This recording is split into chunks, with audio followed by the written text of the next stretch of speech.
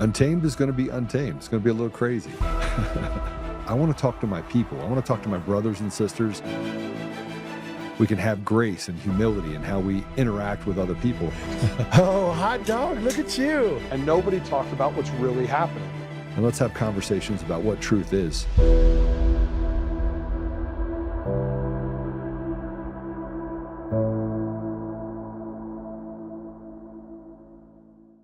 Video from rural India. A large bonfire lit for a traditional event. And then, a man who herds goats begins to walk his flock around the fire. Once, twice, thrice. And then, he steps away. But the goats keep going. Round and round they go. No leader, no destination. Just movement for the sake of movement. Blindly following the one ahead. And suddenly, it's not just a circle. It's a cycle, a vicious, self-perpetuating loop. It reminded me of what we often see around us. In religion, in politics, in society. So many follow without question, without clarity, without understanding the true intent of the one they're following. Not because they believe, but because they're conditioned. Because stepping out of the circle takes courage. The fire in the middle may be real or imagined, but the fear, the motion, the blind, it's all too real. Ask yourself, are you thinking or are you following? Are you chasing purpose or are you circling the flame? If this made you pause, subscribe, share it to someone who needs to hear this. Well, we're gonna talk today about stepping out of the circle, and the guy that we're gonna be talking with is my brother from another mother, David Clements. The system depends on us going the direction they want us to go on. I've had this video earlier where I was called an anti-Semite. So I've been called a racist, a homophobe, an anti-Semite, an Islamophobe. I've been called all of it, and I don't care. But the reality of it is that the media has dictated what pathway we're allowed to take. And anytime you get outside of that, the bully pulpit and the organizations designed to be that bully pulpit put that hammer down on us. And President Trump is talking about what's going on in California, and he can see it. He knows. And David's going to talk about that. He's going to join us here in a minute. I want to play this, and then I'll get his thoughts. This is Trump calling out Democrats as cheating dogs in California elections. Play it. Because they're cheating dogs, and it's so bad for the country. You'd almost think they hate the country, because they can't. They're not stupid people. You can't cheat like they did. And look at the election in California as an example. After a week, they determined that the kid who's leading and had all the mojo, all of a sudden he doesn't make the runoff. And then I hit them hard on that, but I started talking about Steve Hilton, who's a fantastic guy. And I saw them say it was going to be 2 weeks before they knew. And I started hitting them. It's going to happen to Steve Hilton too. It's watch, you got to watch. And they approved Steve Hilton very quickly. They didn't want to, there was too much heat on him. The only reason he got approved, he had all the votes he needed, probably to be first place. But the only reason they approved Steve Hilton, it was going to be 2 weeks. They said it. And then they approved him that night because the heat was on them, because they're cheating dogs. And you can't have a great country when that happens. That's why Los Angeles, that's why that state is in such trouble. Well, there's no other reason why than having selections. And he said they approved Steve Hilton. So now joining us is David Clements. David, welcome. It's good to see you. You know, I had a deposition yesterday with a Eric Coomer for the Patrick Byrne case. And, you know, what's strange about the deposition is that they kept repeating stuff that they knew wasn't true. Like the Antifa activist didn't exist. And I'm like, well, that's a lie. And then they're like, and you weren't sure it was Eric Coomer. And I was like, yeah, I became more and more sure. You weren't sure on November 5th or November 6th. And I was like, I was 90% sure. I wanted to put out the 10% just in case I was wrong, but he's got a distinct voice. And then I brought up the part about, remember when you when we were there and we were going through this video and it had this voice that was played and it was Eric Coomer's voice. I was like, what is that? So I said that in the deposition, and everyone got a chuckle except for Coomer and his attorney. Mm. It is really good to see you. Yeah, man. You seem like you're in pretty decent spirits, all things aside from the deposition, which is good. You know, I I saw had a one of your good time. posts earlier. Yeah, Yeah. I bet you did. Yeah, I mean, Was Eric there? oh, he showed up. Yeah, you could feel him seething in the background, and he didn't show his camera, but he showed up. I even made his attorney laugh. I even made Coomer's attorney laugh. So I'm you know what I am? I'm at the Zen. I'm at the David Clements Zen spot. Oh boy. Just right there. Yeah. Oh wow. Well, I'm glad to hear you get through it. How was Patrick? Was he there as well? No. But Peter Tickton was there, and AG Tickton. We should make him the AG. And then Stephanie was there, and who else was there? Oh, David Wilson. No, David Wilson. My attorney wasn't there, and they were supposed to postpone it because he couldn't be there. And then I was like, I've done like 6 of these with these guys. I could go do a deposition with them. I'm not afraid of any of their questions. Well, I'm glad to see that you're on the other side of that, and I'm still praying for exposure. You know, you seem like you've got a good sense that they know the gig is up, but they got to keep punching while they can. You know, it's the process is the punishment, and I've come to the conclusion that there are a lot more bad people even on our side than there are good people. I'm pretty sure that you probably came to that same conclusion. Yeah, pretty early. Yeah, pretty early. Oh, At least the ones that have platforms. You know, the American people are wonderful. I mean, in our travels, when we would go out and speak with your everyday American, that's where you find hope. But yeah, you start getting into conservative ink circles, it's hard not to be disappointed. you know, what was really interesting about yesterday is that I thrive on technology, I thrive on data and stuff like that. And so a bunch of the questions, they were just like going through data, and I was like, let's go, come on. This is like why I thrive. And I was like, yeah, well, this column is this and this, and then they sent me something else, and I was like, yeah, see how this one has this header. And so I got to really kind of play a little bit in the middle of a deposition with kind of just basic stuff, that knowledge that you'd have to have in order to understand the concept behind how elections are. But they did say some weird stuff like, you don't have any experience being in the election equipment business. And I was like, no. And they're like, you've never worked for an election company. And I was like, no. I think they forget that you're just counting. It's just pieces of paper.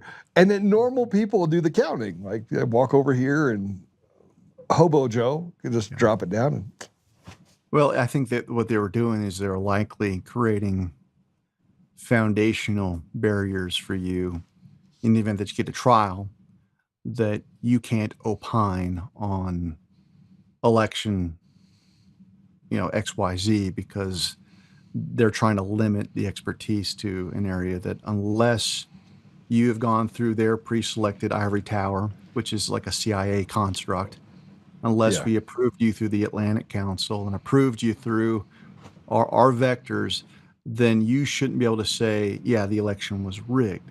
And so, there's a standard in the law called the Daubert standard, and this is what provides you with the foundation to give an expert opinion. And here's the deal, when you start getting into the architecture, people like Sean Smith, for instance, Colonel Sean, he wasn't an expert in Dominion. He didn't work for Dominion, but the guy's bona fides on the components that are used are far superior to anyone in Dominion. Right. And the same thing can be said about you with your understanding of technology.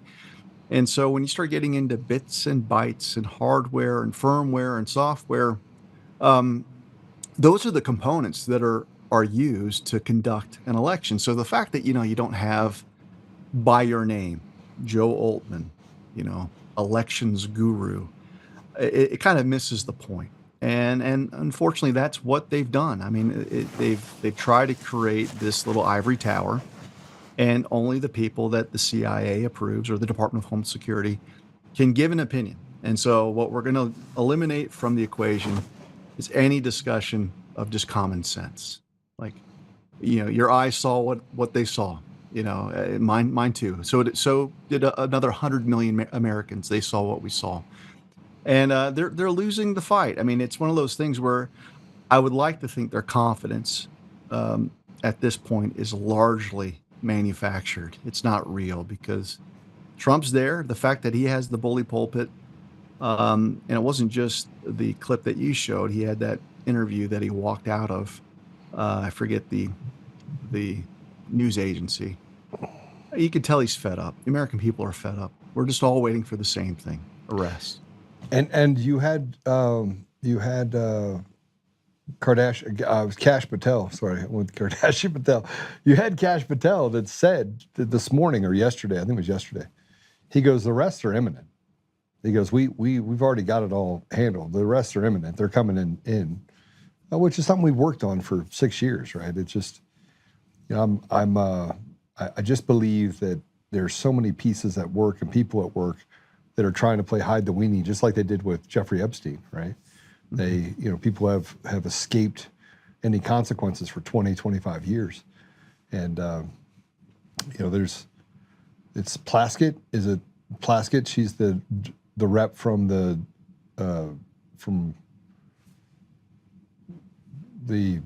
is it Dominican Republic or what? She's a non-voting member of Congress. Okay. Plaskett, that she was communicating while she was grilling someone in the Intelligence Committee with Jeffrey Epstein. Like while she's actually going and talking, Oh, yeah. Jeffrey Epstein is actually telling her what to say. And he got charged. The guy that actually put together a dossier of this got charged for putting together a dossier of the people in Congress that are directly correlating with and being driven by Jeffrey Epstein, who was a derivative of Mossad and the CIA, right? So it's just, we're in this world where, in the perfect world, there'd be a lot of arrests, people would go to prison, people would be hung, we would be able to restore elections to where people can actually vote for people that take care of their community. But unfortunately, we have people that are in positions of power and authority that are just so piggish that they just want to stuff their faces at the expense of the American people. It's pretty good. It's a pretty good analysis, I think. I should get a podcast. Well, if there's one thing that the attorneys on the other side agree, you are a podcaster. I am a podcaster. And that's the worst part. I mean, that's not the worst part. It's the best part. I mean, the fact that I'm a podcaster and they censor me on every platform and they do what they can to shut me up because I'm not a part of their little tribe. But I keep getting these phone calls where like, Joe, you were right. I was like, oh, I was? Well, that's neat. I'm just a podcaster. Like, I don't know anything about technology. I just tripped, fell over, and said, oh, the elections were stolen. Podcaster. How do they get away with that, by the way? They don't call you a lawyer either. They call you an activist. Well, they call me a lot of other things too. Some are true. Some are true. Yeah. They get away with it until they don't. Right. And the people that are listening to them, to a large degree, I don't care what they think. I mean, I care what good people think. But, if liberals want to, run to a liberal rag and, give their voice to the brainwashed public and say mean things, that's okay. Yeah. Well, give us an update on where have you been? What have you been up to there? I know you've been working on things. You're somewhat, I've been following quite a bit of it, but frankly, I've tried to stay away from social media for the last little bit. So I'm sparsely posting. Yeah, same here. I'm still doing probably a half dozen legal pursuits with folks that some of which that are fighting the good fight against the heavy hand of the deep state. That's all I'll say on that. Went to the Rededicate event in Washington, D.C. Yeah, I'm sorry I couldn't make it. It's okay. And kind of just figuring out when the end of this season, is exactly. I think at the last video and article I put out was just another future cast of two conventions, one in the spirit, which was the gathering, and explaining to people why it's essential that we had a period of national reflection, repentance, and teasing the idea of why did Trump call for a midterm convention for the GOP when that's never been done in the nation's history. What exactly would have to happen between now and the fall for that to have any relevance other than just another pep rally? And from my vantage point, I'm not interested in another pep rally, but I am interested in mass vacancies due to arrest. And then the midterm convention during an off year is exciting. And so that's my prayer.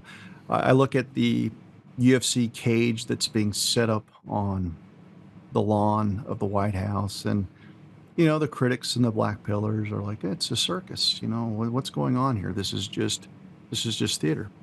And I don't believe that. I believe that Trump's ability to troll and get people to be all in calling him out is always strategic.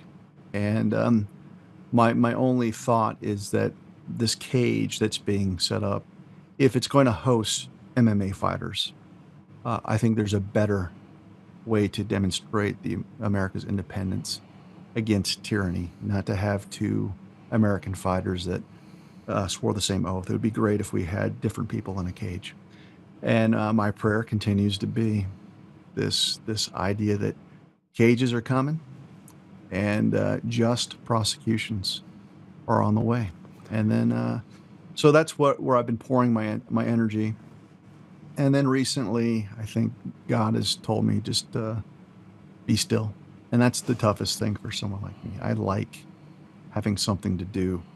And so life has thrown a few major monkey wrenches my way over the past few weeks. My dad is entering into hospice, and so I've been by his bed, and that's been tough. And I've got a back injury that goes back about 15 years, and it's reared its ugly head. So I've been dealing with that, and so just a bunch of things, whether I like it or not, I'm having to confront, a time of saying goodbye to people that I love. But, it's like any family, this better than anyone, just the fractures in family can be tough. So that's where I'm at right now. And I'm thankful that I've actually been able to have the time to be there for my dad. I'm sorry.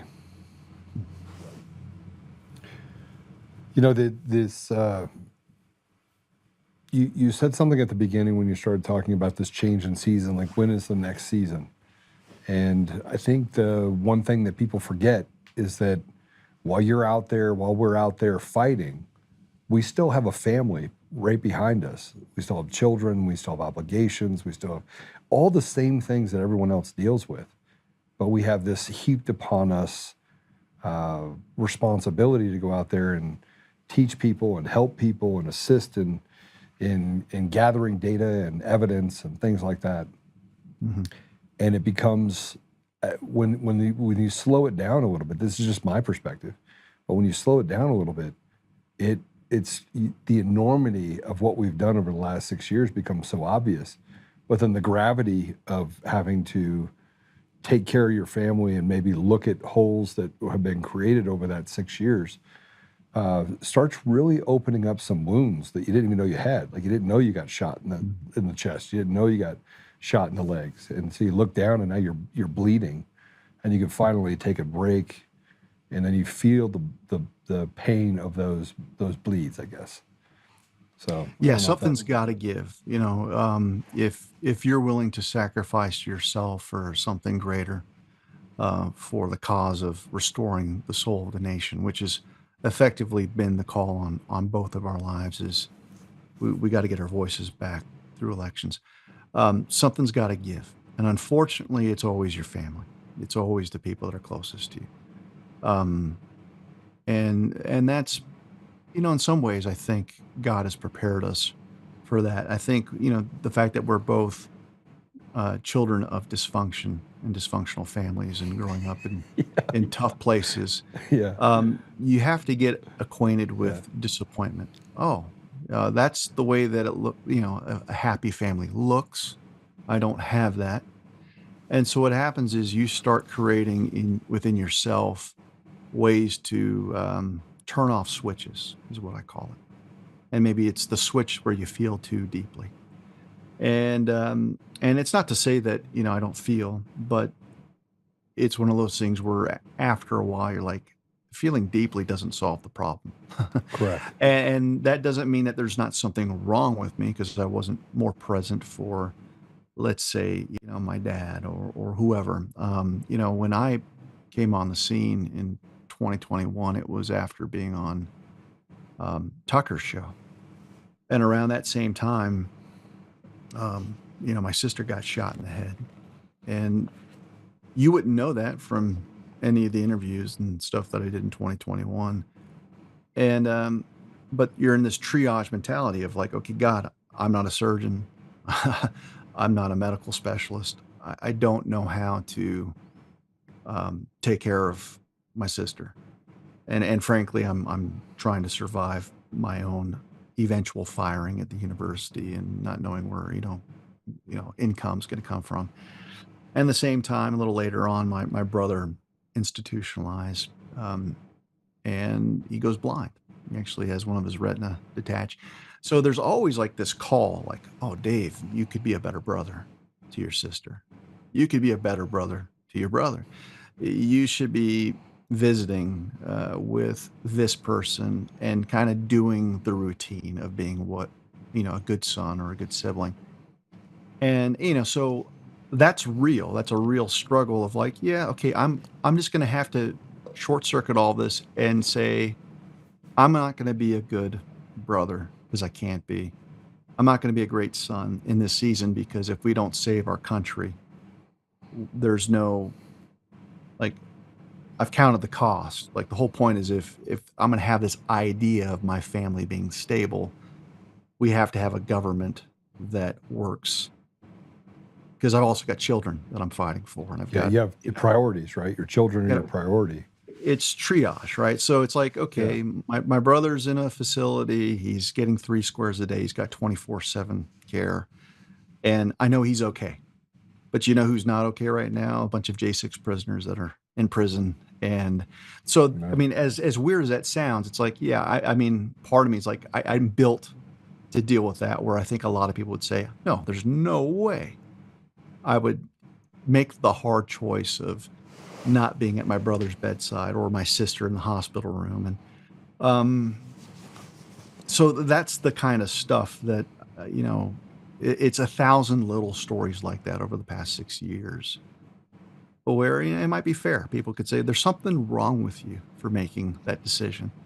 But be that as it may, it's that choice that allowed me to, be miserable in other ways. Right. I mean, it's all, pick your misery, but it's about being effective. And, if the house is burning, you run towards the flames and you pull people out. And that's kind of what I felt like I've been doing over the past 6 years. And to some large extent is we're just pulling people away from the fire. And, but yeah, it's I don't like thinking about it because it makes me sad, but that's one of the things that I'm dealing with right now is I'm kind of being confronted with that bargain, whatever it was. I struck that bargain, and now it's rearing its ugly head now because I'm running out of time with my dad. You've met Gordon, obviously, who's my best buddy in the world. I love that man. He's turning 90. And when I started this fight, he was, you know, what, 70, 74?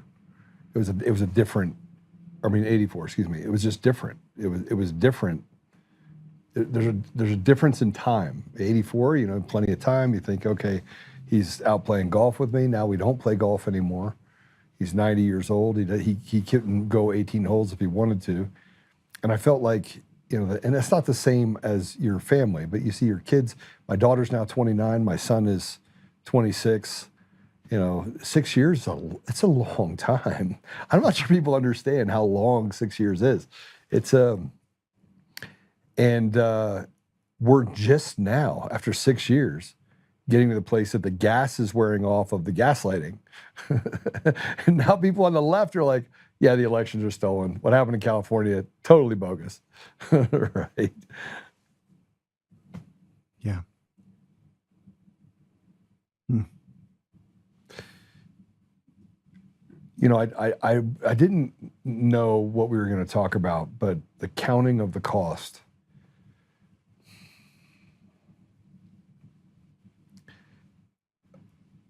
I have a really hard question for you, and this is like working a problem backwards. And this is not a planned question, so I need to. Not that we plan any questions. Was it worth it? Was the last 6 years worth it?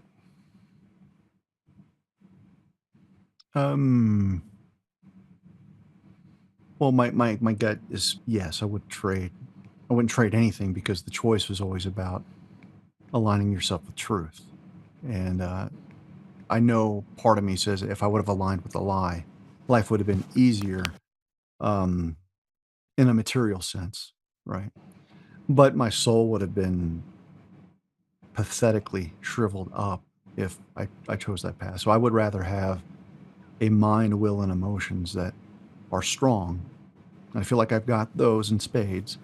But, you know, from the outside looking in, you're like, okay, whatever it is that I've built over the past 40 plus years, you know, it's debatable on whether it was worth it. Like, why go to school and get a degree if you can't get into a courthouse and not be ridiculed because someone's got a Google Google article.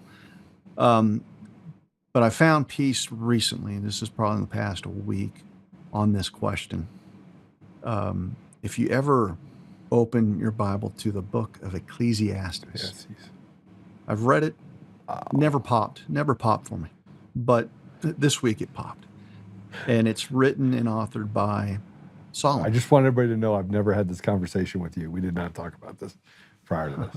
Okay. Sorry, go ahead. And Solomon is counted as the wisest man that has ever lived, the son of King David. And this is basically him doing a life review. And what makes the book so astonishing is it is basically a life review of demoralization. He's saying right out the gates, vanity, oh vanity, everything's meaningless. Everything's meaningless. He questions everything. His success. Now, this is a guy who achieved success and starts lamenting that his children are basically going to screw up everything that he built, and there's nothing he can do about it. He talks about experiencing every single pleasure known to man. He had his harems, he had his women, and saying it was meaningless. And so this was a guy that gave me a light bulb moment that having greater wisdom does not equal greater happiness. Having a greater list of accomplishments does not equal greater happiness. In fact, the greater your mind, the more wisdom that you have, the greater degree that you can see and identify the problem. And the greater the complexity of the problem, it can become so great if you actually tap into the mind of God that it's mind-breaking. And so Solomon epitomizes the perfect example of a man who stood between sanity and insanity at the highest level. And so he gets to ask these super super tough questions of, was it worth it all? Being the wisest man in the world. And it's not really expressly stated in the scriptures, but I think that the answer to the more fundamental question of happiness has everything to do with something that so few of us chase, which is the presence of God. Whatever it is that gives you that feeling where you swell in the chest, the truth when you see it, that moves you to tears, whatever that is, and it's all too fleeting. That's the source of joy, and there's always a tinge of sadness and regret and all those things. But that book, 6 years ago, over my head. Yeah. This week, boy, it felt like it was written just for me. Yeah, just what was odd is that I found myself reading it because a friend called me and said, "Hey, you need to read this," and mostly because I've stepping away from politics and stepping away from the localized fight and letting people get what they are willing to tolerate, right? And letting the system burn to the ground if that's what it takes. Right? It's already burned to the ground. Let's see how further they can burn it to the ground. And just recognizing that I can only do what God wants me to do and what I got to stay on that path. I got to be consistent. But sometimes the outcome, most of the time, is not what you would anticipate it to be. Most of the time, it's not, our wins and losses. I feel like we've lost so much. And then I'm like, well, we have won some things. So then are we counting our blessings or are we looking at the balls and strikes differently? So I just, it's difficult to see the last 6 years and not love all the things that we did together. Like, it was so much fun. Even the parts of it where I still look back and go, would that actually happen? That looked like two-finger. Oh, yeah. Well, we won't talk about that again. We won't talk about that at all. Until the statute of limitations run. But yeah, I get what you're saying. It's just the accomplishments. I mean, this is one of the things that I've been wrestling with lately is, we all want to be encouraged. We all want to have hope. And I feel like I've filled a niche over the past 6 years to give people hope. Don't give up. Don't give up.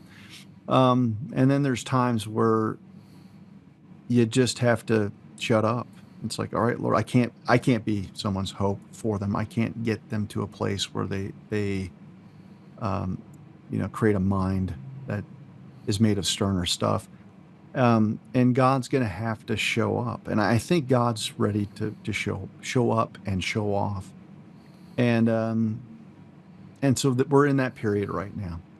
Now, again, I could be wrong. And I've qualified all of my offerings, my articles, my videos with the idea that, either in 6 months' time, I'm going to come off looking like I'm some prophet that was getting direct downloads, or I'm opening myself to honest criticism, critiques, ridicule on, you're crazy.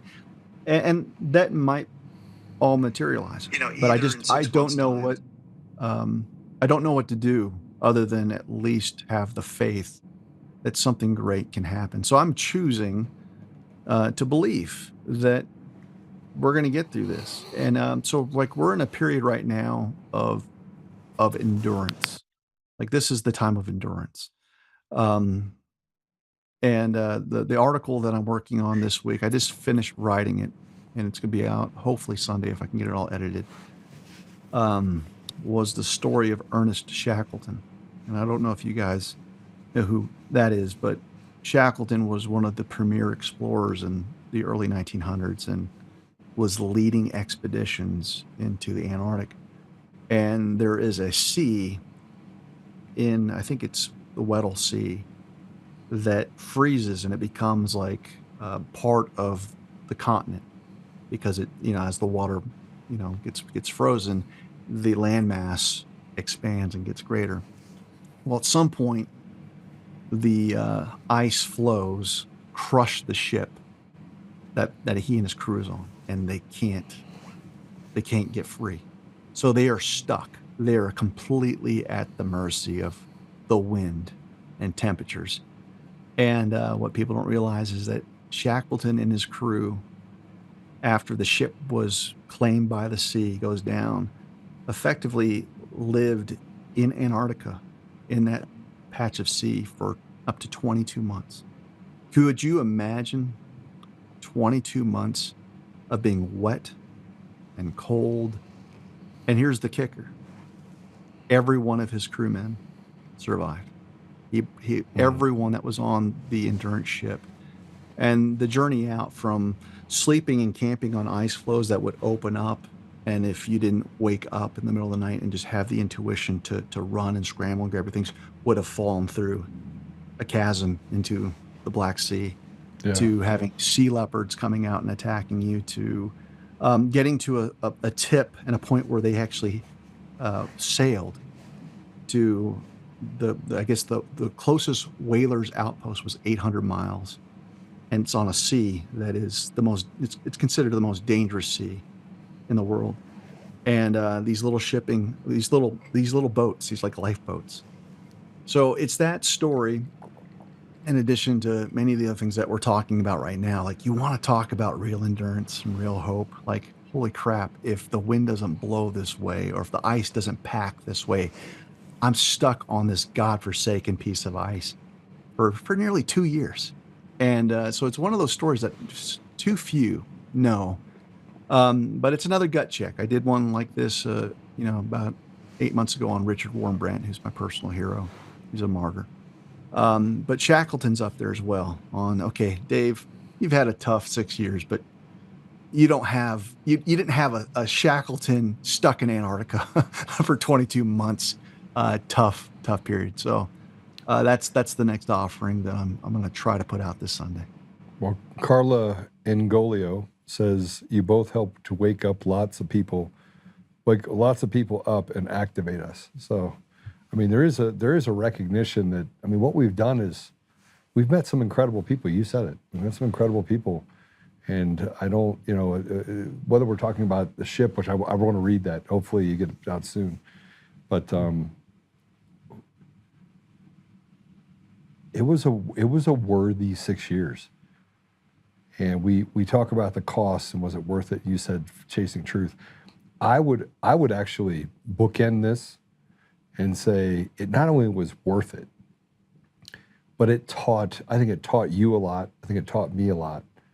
I think it taught us what peace really looks like. Like we actually know what peace would be, right? Because you know what peace isn't. so we've seen so much over 6 years that we have a pretty good idea. I think it expanded our wisdom, but also expanded our relationships. And I think that our trust in God has grown enormously. But I think that has happened to millions of people. And I think we dance first. And I think that that's worth it. Being where our brothers and sisters are. Again, that fact of endurance is and enduring pain. It's led to a better place, I think. Even if nothing works out and God has to come down and smite the whole place, we walked a good battle. We walked a good fight. Amen. How's the? Well, I wanted to ask how the family is, but I'll save that for after the show.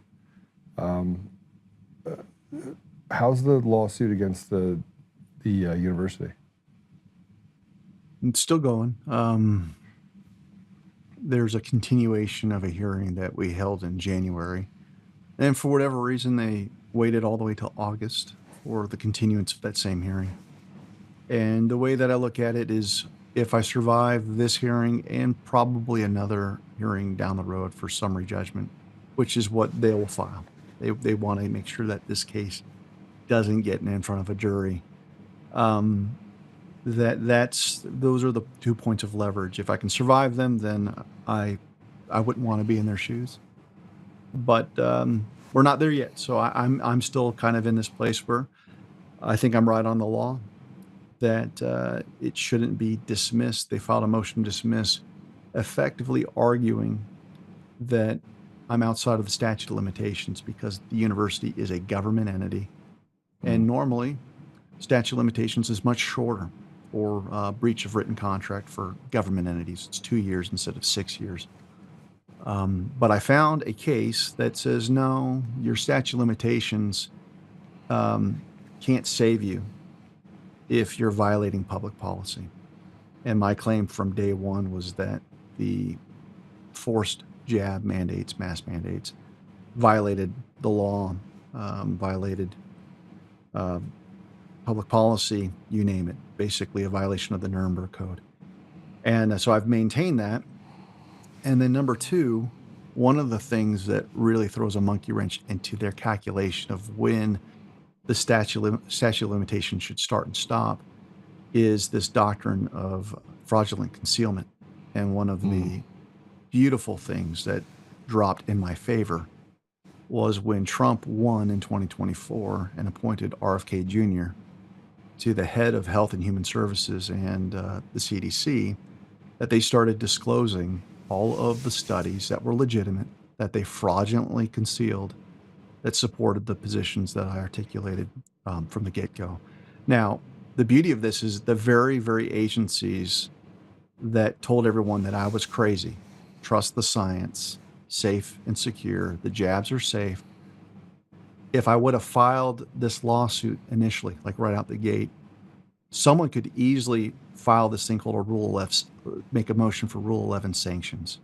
Basically, how dare this attorney file this lawsuit against us when the science has spoken?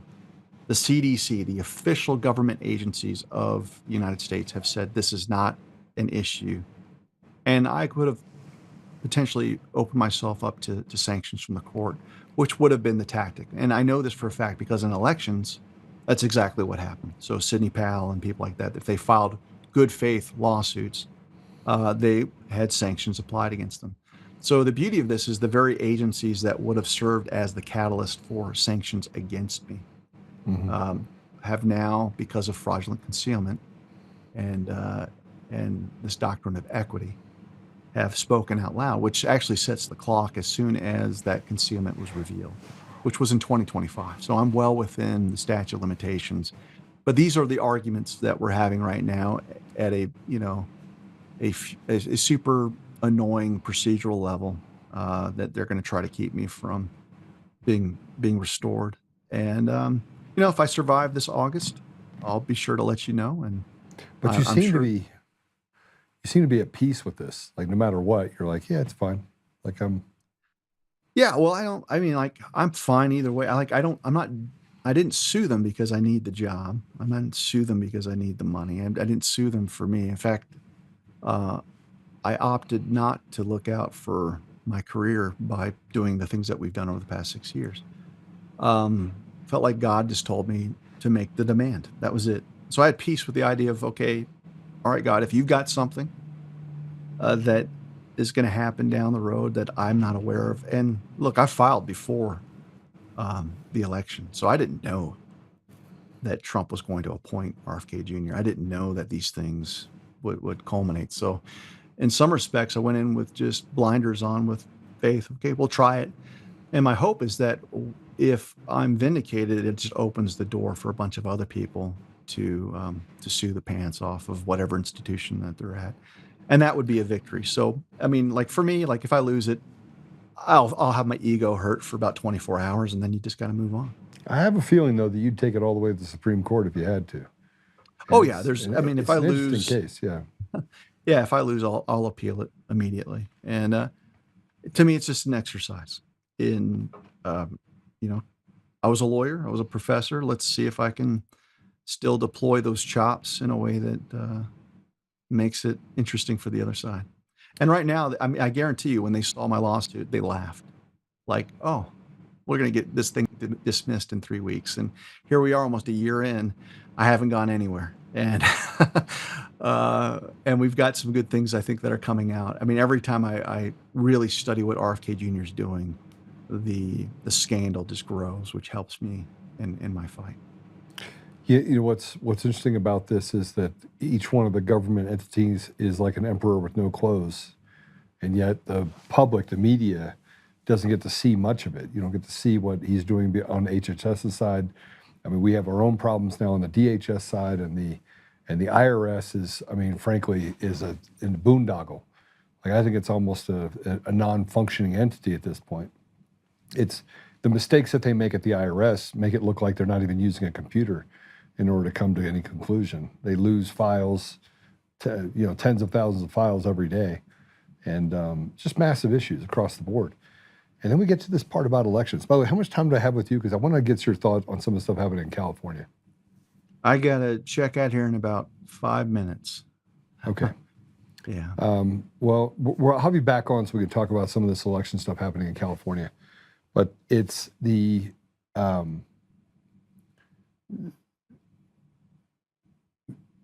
I think there's more progress, and maybe I give you the next 5 minutes to talk about that progress.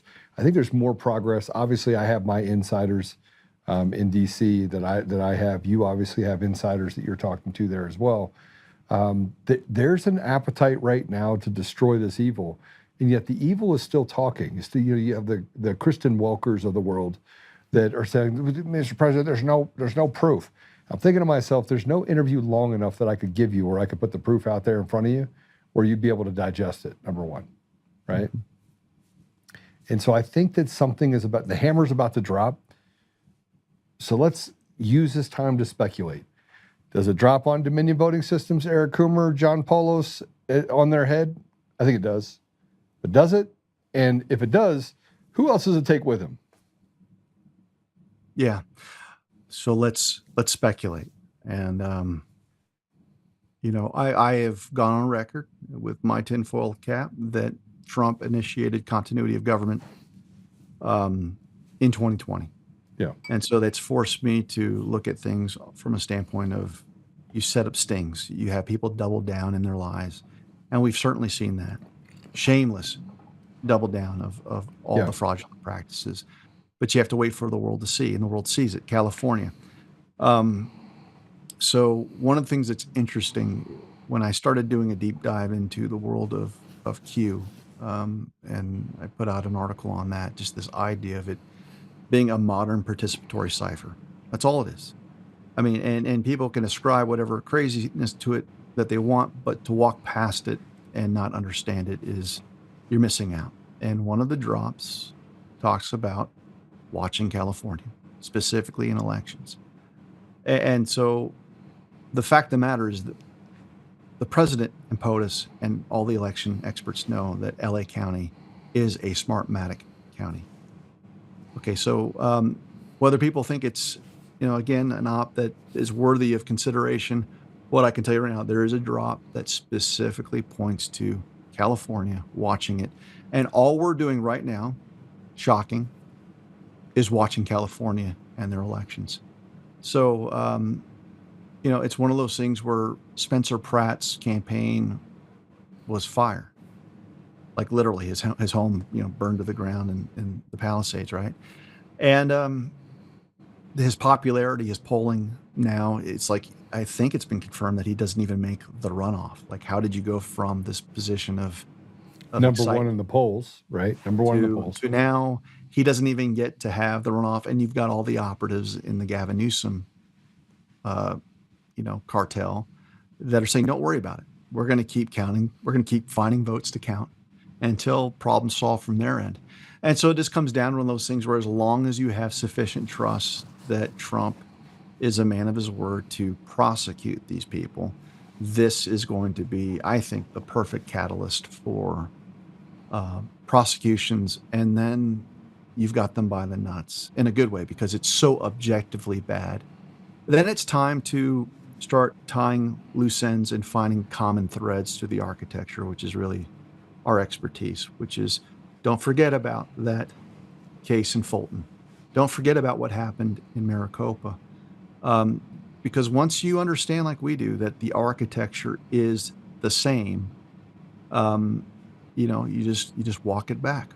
And so we need to get into that attitude, that place where we're we're grabbing heads and we're bashing them.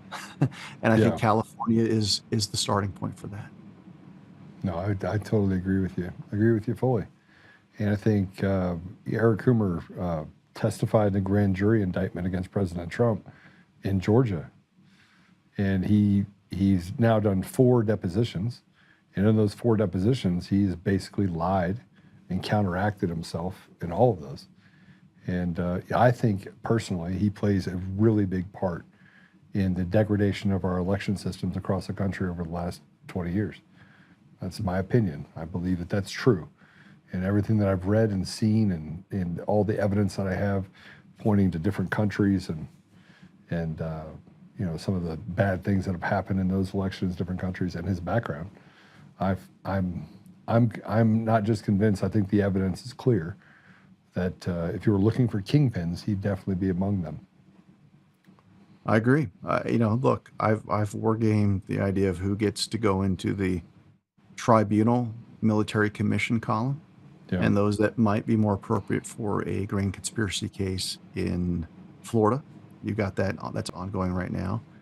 It's getting ready to drop. I mean, they're predicting the next couple of weeks. So Coomer belongs in the commission column. It's a kingmaker. He's one of the hitmen because he knows. You know, a lot of people may not be equipped to be put in the treason column, but he has to know because he's an architect. And all of the bad guys were relying on his architecture to carry out the cheat. So I can't wait. I mean, I want to get the popcorn for that, and it'll be beautiful. Yeah, it will be. David, it's so good to see you. It is. Man, I was looking forward to seeing you in D.C. Good news is I am getting surgery sooner than later. I was supposed to have it last Thursday, but well, these guys all yell at me too. And Eric, everyone yells at me. Get it done, get it done, get it done. I got work to do. Get it done, man. Yeah. Yeah. But are you going to be in Las Vegas next week? I am. You? Okay. I will see you in Las Vegas. Great. No, I'm looking forward to that. Juan is always a great guy to powwow with. He's got some really great insights. Yeah. All right. Well, I look forward to seeing you next week then. And thanks for joining us. Thank you for the last 6 years. More than anything else, thanks for being my brother. Hey, right back at you. The brother's pen will ride again. 100%. We're going to have and we'll have these things that we'll be talking about in 10 years. We'll be sitting around with cigars, and if you smoke a cigar, cigars, and just telling stories about the 2-finger death punch. Death punch. Okay. All right. God bless you. It's good to see you. All right. Always good to have David on. We're going to go through a bunch of stuff related to what's happening in elections. I focus on elections, and yesterday, when I was sitting in the deposition, I can't remember how I said it, but basically, if I were, I started talking to Coomer's attorney, and Coomer and the other saying, you might as well just turn state's evidence. You might as well save yourself. And I believe that they need to. You know, I did a thing last night where I was going through kind of how I feel. And I walked in this deposition, everyone's like, hey, Joe, it's, just be calm. And I thought to myself, I'm calm. I'm calm. Like, I don't have anything to not be calm about, right? I think the thing that irritates me the most is that we live in a place where people get hurt every day. We're going to talk, by the way, a little bit about the Carmelo Anthony case down in Texas, the division between whites and blacks. And is it really a division? And is the media just stoking those fires just like they did with George Floyd and creating a narrative that's just not true? And should they be responsible for that? Should they be responsible for other acts of violence that are created by the false narrative that's created by them? We're also going to talk about Jake Lang. There's some updates about him specifically. And the fact that the media and the left and the right have created winners and losers. They've created winners and losers with me, specifically. Oh, Joe's, he gets angry. Yeah, Yeah, I think righteous anger is probably a good way to put it. But it's because it's not a victimless crime. People have died, lost their lives. J6ers went to prison for a long time. We've allowed these lies to stand. And there was a video that I saw today about what happens when people get tired. What happens when black people get tired? What happens when brown people get tired and white people get tired? And I saw this and I was like, wow. Like I'm gonna tell you right now, and I'm in a lot of camps. White people have had enough. And I'm not talking about the liberal white people. I'm talking about normal white people that want to be left alone. Like, take me back to before 2020. If you wouldn't have, ran this scam on the American people and I watched people lose their entire livelihoods, it would be different. I would have tolerated different levels of victimology and just done what I can to contribute. But now, no, I'm not game for this radical leftist, evil, demonic thing that you have going on. So we'll take a commercial break. When we come back, we're going to talk about my buddy Mark Cook a little bit and what's really happening in California with a bunch of other stuff. We'll be right back.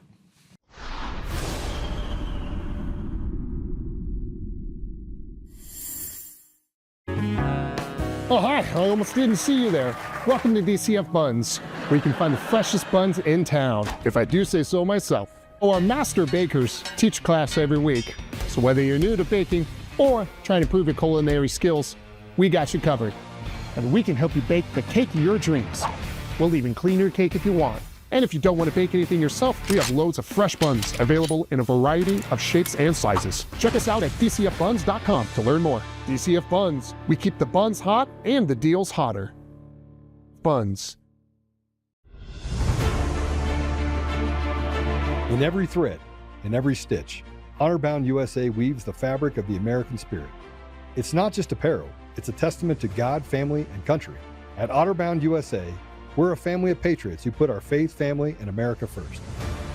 When you visit our website, you'll find a line of products that embody our commitment to pray, stand, speak, and act. As the official site for the Untamed podcast, all of our products proclaim speaking the truth with courage. We also have the powerful documentary from Professor David Clements, Let My People Go. Identify yourself as one of the few who are willing to stand for what they believe in. Join the Honor-Bound USA family today. Wear it as a badge of honor, commitment to the values that shape us, and a pledge to the bright future we will build together. Because when you're honor-bound, you're not just wearing a brand, you're embodying a lifestyle.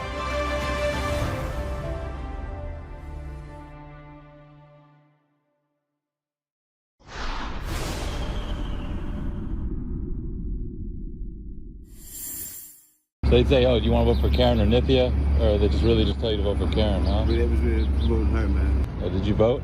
Yeah. Oh, you did for Karen Bass? Yeah. Down here and try and pay you to vote? Yes. Karen Bassett. Right. That's her last name, Bassett? Karen Bass, yeah. Or Nithya Raman? Karen. Karen? They told you to vote for Karen? Yeah. They had to sign a little thing. And how much they pay you? It was like $2. $2? Oh, to sign off on a thing to vote for her? Yeah. Or on a ballot? Yes. Oh, how much they pay you? $5. Oh, and they said, here, come and vote for these candidates? Yes, sir. They told you who to vote for? Yes. Wow. So they told you to vote for Karen Bass or Nithya Raman? Karen Bass. Did you vote for Karen Bass? Yeah. For $5? Yeah. They gave you an optional choice, but they tell you who they want you to vote for. Or they tell you who you want to vote for. It's like, yo, we'll give you $2, but you got to vote for one of these people. Well, I'm a barterer, man. So I got $4. You got what? $4. $4? $4. $4? Oh, you got... Yeah, I don't. Since I'm voting your way, can I get a plate? You know what I mean? Yeah. Good. And so $4, they're like, hey, you got to vote for one of these candidates, not Spencer. You do Karen or Nithya. Yeah, that was Bass's one for me. I mean, that was the one I was suggested for. I don't give a fuck. Got it. You know what I mean? And you're like, yo, give me $4 and I'll do it. Yeah, why not? Sure. And so they do this for everybody out here? Yeah, they come out here all the time. How often do they come down here? Probably like 3 times a week. 3 times a week? Hell, To yeah. get the ballots? Yep. Wow. And so you know other people too that voted too? Actually, anybody that's registered, Yeah. half the motherfuckers down on parole or probation, but you know how it is. You know. Man. crazy. I see people living Life out. is today, man. What happened? The way it is down here now.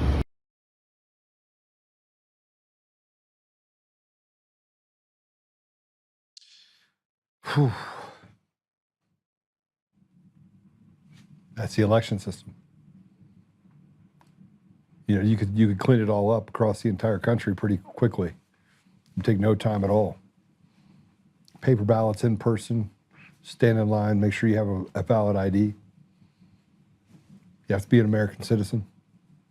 I mean, think about that. Think about this. They can just go, I mean, it's just not, do you think they're out ballot grabbing $2 things and telling people who to vote for? You think they're doing that because it doesn't influence the outcome of elections? We know it does. And we know that there's fake ballots and people showing up with crates of ballots 2-3 days later, counting them for 2 weeks. Just so we're all clear, there's a precinct strategy for voting across the entire country. It's part of HAVA, Help America Vote Act. I mean, it's critical infrastructure. It was created that way during the Obama administration. Like, this is, but most people don't understand what I'm saying. You don't understand the concept behind what's happening in our elections. And it's the most retarded thing I've ever seen in my life. The fact that they could argue that this would suppress somebody's vote by having a system that's both transparent and obvious to get an outcome the day of the election. It blows my mind that we're even having a conversation about the fact that we have to find ballots, or that, you know, that it takes 2 weeks to count. It's counting ballots, you freaking retards. Or yesterday when I'm in the deposition, and he goes, "Well, you don't have any experience in this." Yeah, I built a complex system that that literally can create an outcome, a propensity and probability value for what people are likely to do next. I understand hashing, and I understand how to actually create algorithms, real ones. And by the way, algorithm is another word for, if you code, you're building algorithms, period. End of story. And they act as if this is some sort of secret handshake, that it's that complicated. It's not that complicated. For the people in the very back of the room, it's not complicated to build an election system. We've been doing it for hundreds of years. Hundreds of years. And we didn't have these type of messes where, yeah, you had people in Chicago that would buy lunch money. You come in, you get $50, you vote the way they want you to vote. Of course you had election fraud, 100%. But it was limited to like 1%, 2%. It was localized. And we can talk about what happened in the Midwest, where they, you know, people came back from the war and they stormed the courthouse, shot it up, and said, "Give us the ballots. You're not getting out alive." That was people in the community that did that. That happened in our country in the 60s. Or was it the 50s? 50s, in the 50s. We lack courage to fight against the ridiculous. Our election systems are garbage. Our election systems are completely 100% fabricated from end to end. There's no election system that we have in our country that is legitimate, safe, and secure elections. Those are dog whistles, kind of like, you know, being an anti-Semite or Islamophobe or any of the other dog whistles that they use in order to control our communities. We should reject them wholly. We should reject the idea that we have illegals that basically can get entitlements while we step over our veterans, while we step over people who are American. Black, white, green, yellow, purple, I don't care. If you're an American, you deserve the entitlements if you need them. If you need to help up, you should get that. Well, right now, that just goes to Muslims to steal over here while actually having 4 or 5 wives, violating the rules of our entire society. We sit back and we watch it happen. But you're an Islamophobe. No, I'm not. I'm not an Islamophobe. I'm not an anti-Semite. I'm none of those things, right? And your dog whistles, I reject and say, fuck you. You don't get to call me anything. You have the Anti-Defamation League. You have all these different organizations. And they get to dictate to us who people are. And the radical left and the people on the right that are a part of this system, this CIA, whatever you want to call it, intelligence operation to steal the sovereignty of our communities and our country, to wreak chaos and weaponize stupid people, because that's what really it is, we're just supposed to tolerate it. I want you to look at this. This is a post that was put up by Mark Cook about the mail-in ballots, the fatal flaw in mail-in ballots that makes voter verification impossible. So this was put up by Mark. From the exact moment a mail-in ballot envelope is received, there is no possible way for anyone or any technology to determine who or what actually filled out the ballot. The single fact destroys the foundation of mail-in voting. The signature on the outer envelope, consistently promoted as a primary security measure, verifies absolutely nothing about who marked the votes inside the ballot. It cannot confirm that the registered voter filled out the ballot, cannot even confirm whether a real eligible voter had any involvement whatsoever. The ballot and signature could have both been produced by a third party or machine with zero legitimate voter involvement, and the system has no ability to detect it. The failure exists immediately upon receipt. The system was designed in a broken state. The rapid separation of ballots from their envelope is often used to dismiss later concerns, yet this misses the central truth. There was never any way to verify the voter to begin with. The signature verification and ballot separation are nothing more than security theater. We have all been lied to. Election officials, legislators, and the American people have been repeatedly told that mail-in ballots are secure. The claim is demonstrably false. This becomes even more alarming when viewed through the lens law enforcement uses to evaluate serious crimes: motive, means, and opportunity. The motive: total political power over 330 million Americans, control of trillions of government spending, meaning a system that is structurally incapable of verifying who or what casts any given ballot. The opportunity: mass mail-in ballots aggressively expand across the entire country. When all three align under our elections, the highest value target in the republic's exploitation is not a risk, it's a certainty. And it's already happened. In Mesa County, Colorado, former postal workers Vicki Lynn Stewart was sentenced to 5 years in prison in June of 2025 for stealing ballots, forging voter signatures, and fraudulently submitting mail-in ballots during the 2024 election. In Iowa, Kim Fong Taylor was convicted on 52 counts of voter fraud and forging signatures on absentee ballots belonging to other people.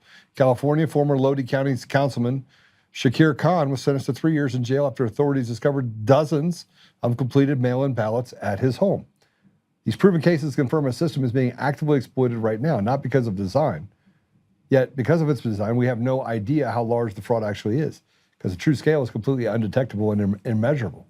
This is a clear and present danger to the republic. And if you want, and I'm not going to read anymore, you can read this. We'll put it up there so you can read it. But it basically goes through massive mail-in ballots is creating national suicide. This system, anywhere it's been used in the country, in the world, has created a near certain outcome that favors the radical left and or this diminished or degraded society that we faced here in our country now. Mark goes through and talks about the call to action to get rid of mail-in ballots. And normally you would have this idea that people support that. In large part, the SAVE Act was about getting rid of mail-in ballots. But you can't get people like Thune or others, even Mike Johnson. You can't get him to actually do the things that are necessary in order to protect the American people. You think it would be possible, but it's not possible because the American people don't matter. Even though 82% actually favor it, the people, the power that be in Congress said, no, we're your daddy. We know what's best for you. So they're fighting against it. What's happened now is that there's an obvious friction that's being created. But while they do that, you have the media and the CIA. And let's be very clear on who the CIA is, right? These are innate actors that work for an established group of people, a power structure. These are the same power structures that were able to have these conversations with Jeffrey Epstein. I will go to my grave saying this: Steve Bannon being good friends with a pedophile and saying, "Hey, let me help you," while he stays in all of his places and literally plans the demise of President Trump during his first administration, downright to having conversations with him about how to manipulate certain people inside of Washington. How do you trust a guy like that? How do you trust Sharona Bishop, who calls herself the America's mom, who everyone says, she's everywhere you're not supposed to be? How do you trust a person that uses Tina's likeness and raises money on Tina's behalf and then keeps all of the money and stuffs her face with it? How do you round that corner? And everybody wants to forgive people and wants to say Joe Oltmann, he's talking about stuff he doesn't need to be talking about. But I've just spoken truth. I haven't done anything but speak the truth. And I haven't done, and have I done it with a little bit of vigor? Yes, I have. And do I think that's helped? I do. I think the work that I've done over the last 6 years stands for itself. The fact that I'm willing to go and get sued and be attacked and to go through the things that me and my family have dealt with for the last 6 years is grounds for itself. It speaks for itself.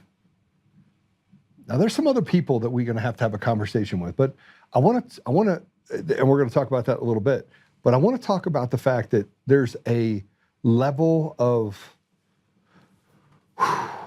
we're done that you have never seen before.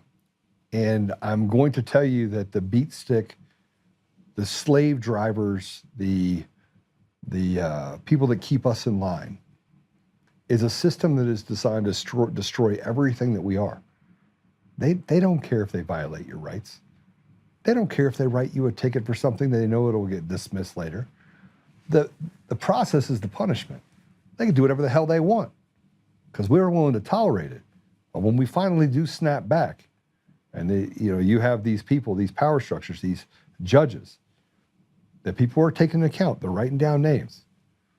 Sooner or later, it's going to come back and it's going to bite them. And when it does, it'll be with such fury, they won't survive it. They will not survive it. And that's the fear that they have now of a person like me, is Joe rises the temperature on the people that should be held accountable. Eric Coomer, John Poulos, Dominion Voting Systems, and even people that are in government that betrayed President Trump in the first presidency, such as the Secretary of State, or Bill Barr, or some of the people that were in his cabinet that did real damage, or the people that are in Congress that frankly have stood in the way of progress and stopped the American people from having free and fair elections. It's pretty obvious at this point. I want you to see this. This is in Ireland. This is in Ireland. I want you to pay attention to what is being done in this video. Go play it. He's dead. He's just killed him. Hurry up. He's dead. He's completely dead. No, he's not. Has he got a knife? Yeah. Get off him, you rat. Yo! He's cutting him. He's cutting him. He's trying to cut his head off. He's mate. Hurry up. Hurry up. He's slicing his head off here. Hurry up. The fuck. Hurry up. Come on, bastard. Come on. Get him. Quick. Kill him. Get him down. Let him go down. Let him come on. Yes. Yes. Get up. Get up. Where's the cops? There's the cops. Back off. Back off. Back off. Quick. No. Bro, get off. He's trying to cut his head off. I can't cut him in the head. He's trying to cut his head off. He's just bastard here. He's just together. He's trying.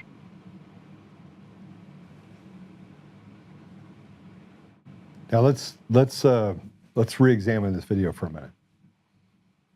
You have a diminished capacity individual that got attacked by an illegal. True story. They got attacked by an illegal, tried to cut his head off. They're beating the guy with a shovel. And they're watching it happen, saying, do something, do something, do something. So people go and do something. And and those people almost got arrested. And more importantly, the guy survived it. But the crime that they tried to convict or to charge the guy with was for assault. He tried to cut the guy's head off. He doesn't deserve to be in the country. We have entire states that are filled with these monsters that have destroyed our society. And you could say, oh, Joe, that's racist. It's not. It's not racist. It's not racist when the damage is being done to Americans and then we have to foot the bill for it. And then you have judges that put them back on the street 30, 40, 50 times that really do damage to the people in our community. The 22-year-old that was knocked off a bike by an illegal that was here during the Biden deal that then got just sent back without any sort of punishment. But then Americans get 10, 12, 15, 20 years. They throw the book at them. This is in Ireland. Now I want to show you this. The people of Ireland, man, you have no idea. And what there was going on there is going to come to the United States. Because at a certain point, Americans will get to the point where they'll get a case of the effits. You know what those are? The effits are the F it. They're going to get, we're almost there. I mean, we're almost there. We're almost to the place where we have no respect for the system because the system is trash. It's already betrayed us. It's already shown its head to be, hey, they're going to give this guy that's a murderer a $250,000 bail, give another guy $1 million bail or $1.2 million. They're going to make the punishment so great, and they're going to create all sorts of obstacles so that they can win while destroying every single thing that's in front of us. I want you to see this. This is riots that are happening in Belfast, and it's bad. Play it. Running for their lives.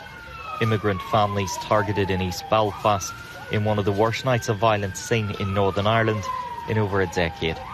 Police resources heavily stretched as chaos unfolded on the streets. The protest began shortly before 7 p.m, with many turning violent instantly. This was the scene on the Newton Ards Road, where a glider bus was hijacked and set alight. Just a short distance away, cars and homes were torched, with many of the residents fleeing for their lives. Elsewhere, in Cloughfern, close to 800 people gathered where they hijacked cars and threw petrol bombs at police. These were the scenes off the Crumlin Road in the north of the city. It was here that masked men swept through the streets, setting cars alight and torching homes. Police responded, but on most occasions, it was too late to save property. The fire service said that it dealt with 256 calls. This resulted in attendance at 62 separate incidents. The fear is that violence could continue to run for several nights. It's not going to run for several months. It's going to run until they throw out the people that have betrayed them in their own country. This betrayal is in every country, by the way, because it's these groups of people at the top that have gone across the entire globe and created this cancerous, endemic feature that creates prisoners in their own homes. It's a violation of the 14th Amendment, it's a violation of the 4th Amendment.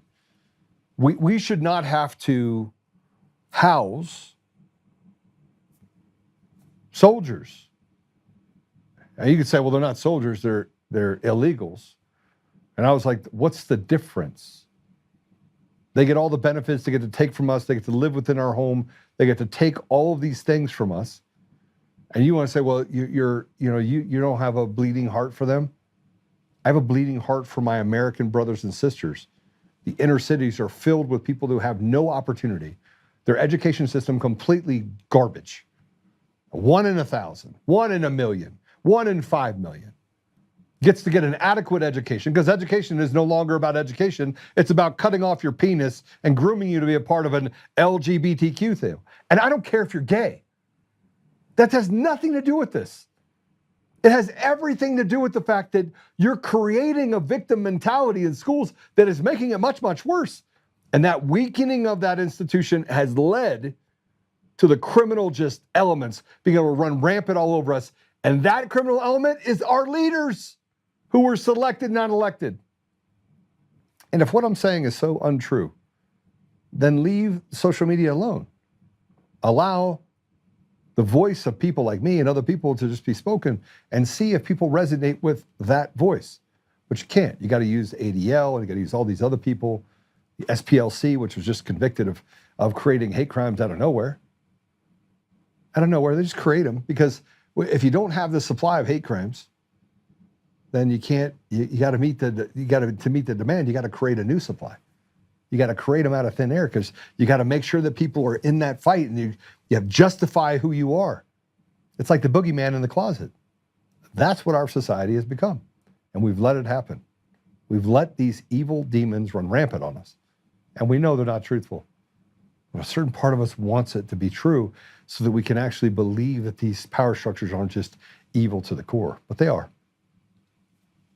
Here's a video that this is the second day in a row. Just pick this up. This is happening in Belfast now. Play it.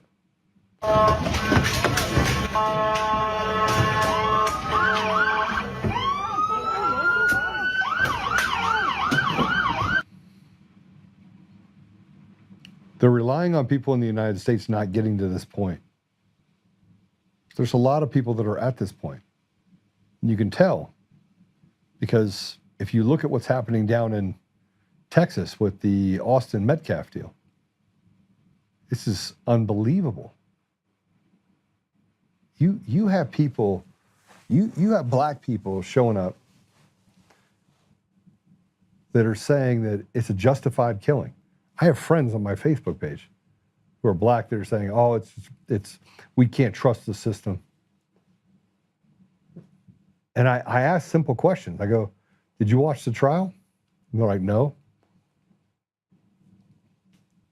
So you're just coming to this conclusion that this murderer should walk the streets because he's black? That's your answer? And he goes, well, the system's rigged. It's not in this case. It's pretty cut and dry. There was 6 minutes,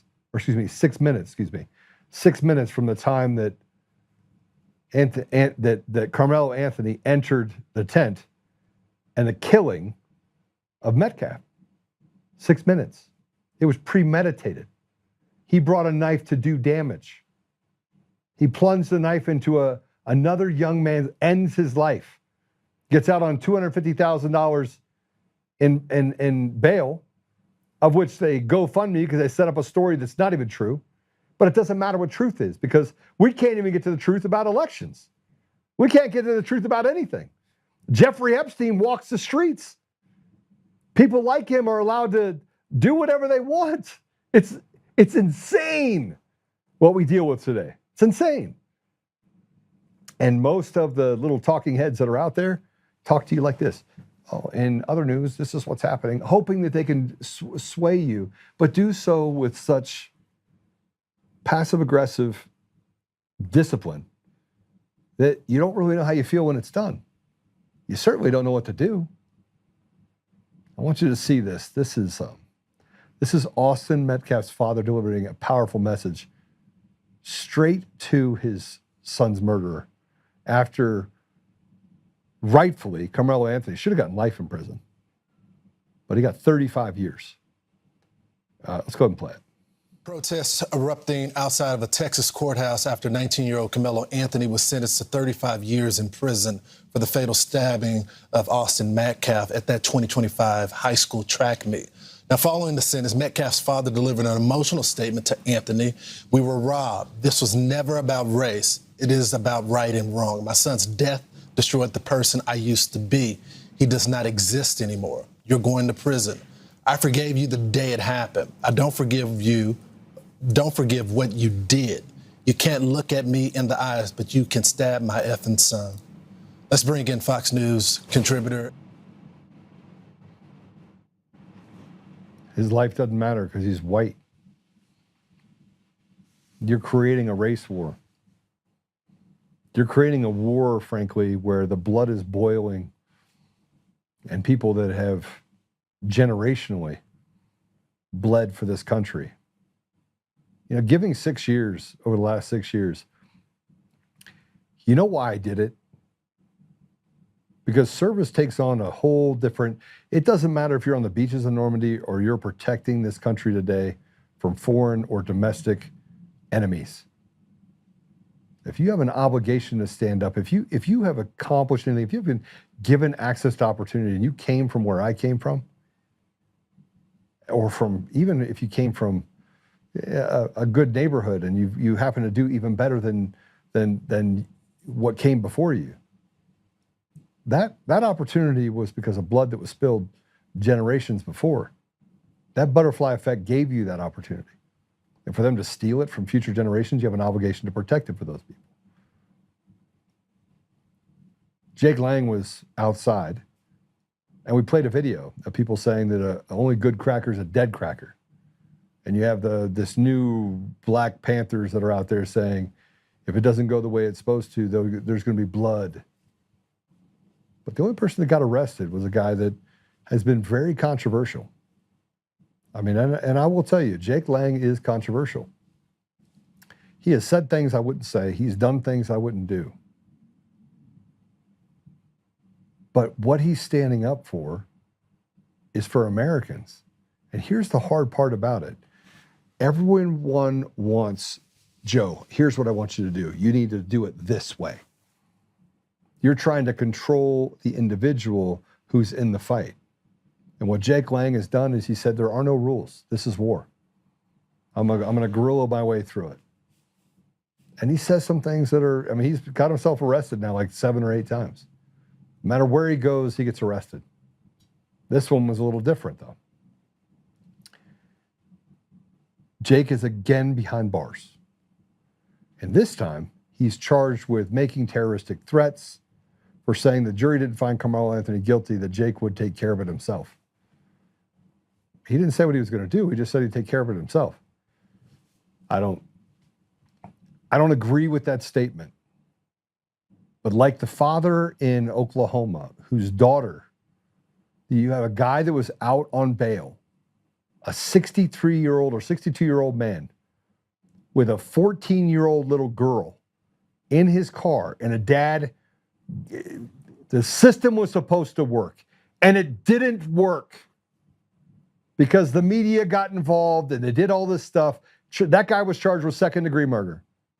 They had to drop the case because the police department, the DA, hid evidence, lost camera footage on purpose because they wanted to get him charged. It's crooked. The system is crooked. You got a dead 17-year-old young man, but because it's white, it's okay. Because he said that he said something, it's okay. He can make it up. None of the evidence of the people that were there backs up any part of Carmelo Anthony's statements of what happened. So Jake says that in a real world, it wouldn't matter. And you could say, I don't like Jake Lang. And I'm like, okay, you don't have to like Jake Lang. But Jake Lang is talking for the frustration that's out there, and maybe in a way that you don't like it. I don't like the fact that you slam a Quran with bacon. I don't agree with it. I wouldn't do it. Just like I wouldn't disrespect the Hindus or Sikhs, or I wouldn't do any of that. Muslims, Christians, Jews, I defend them all for their ability to have their religion. I wouldn't ridicule another religion like that ever. I just wouldn't do it. I'm just not that guy. But what he's saying is even deeper, and that is we are fundamentally in a lawless society, and he didn't have confidence it was going to get out.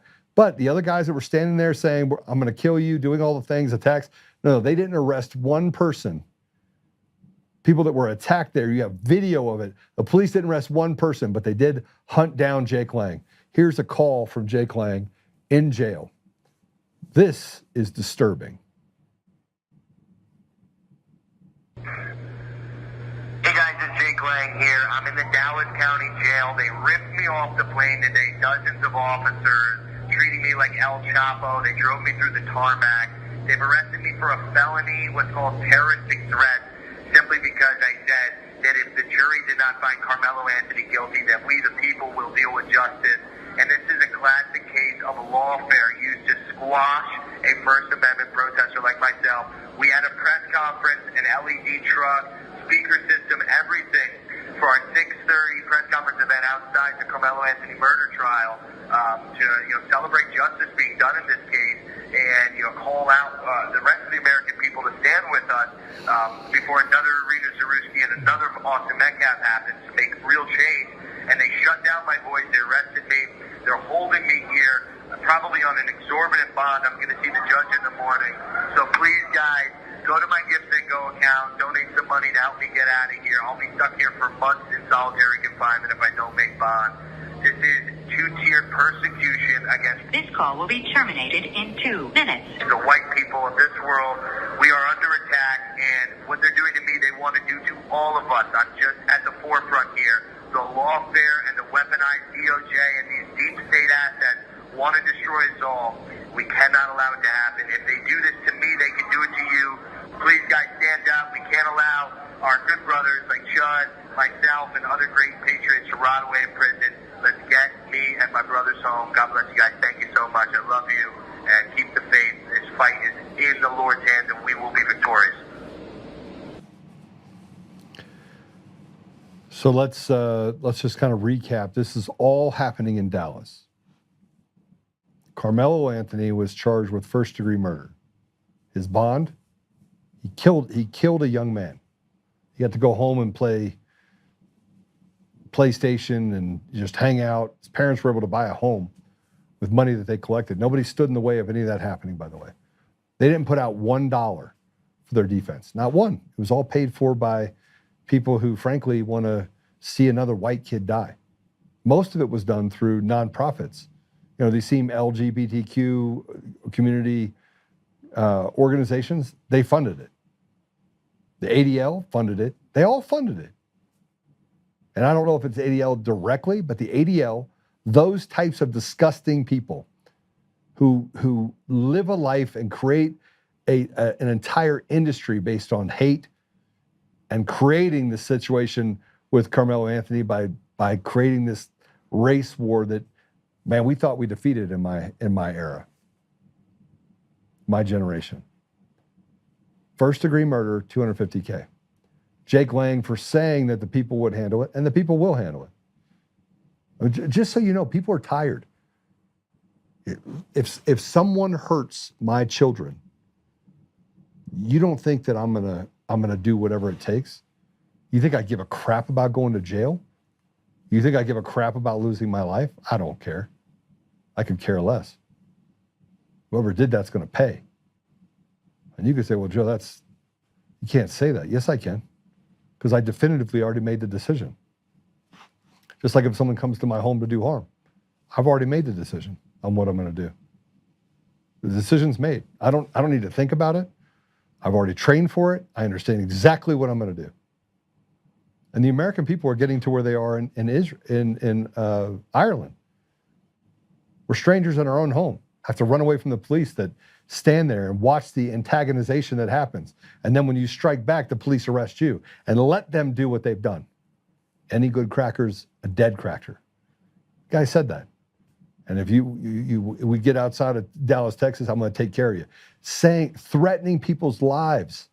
Carmelo Anthony's family threatening the lives of others, saying that they would also stab someone that walked in it. That was on a video yesterday. It's crazy. Any of those people get arrested? No. $250,000 for Carmelo Anthony. Jake Lang's bond was set in the same court, same state, $1 million. $1 million, First Amendment right, says what we were all thinking. $1 million. $1 million. And it's the value of the life that they don't care about. And the fact is, they do want to shut him up. I actually, again, you cannot agree with how he does certain things. You cannot agree, but the guy has literally gone to jail 6 times. He's been pro-ICE, stood up for what's right. I mean, look, he does it probably the wrong way. Hitting a Quran with bacon, I cannot get behind it. I don't agree with it. I think it's disgusting. I wouldn't do it. I wouldn't do it. But yet, he has a right to talk just like the Black Panthers do when they talk, and these other people that come out there and say that they're gonna attack white people. I carry a gun everywhere I go because I'm under threat of radical leftists. I got another message on social media. A guy saying that he's watching me, right? I said, send me a picture just so I know.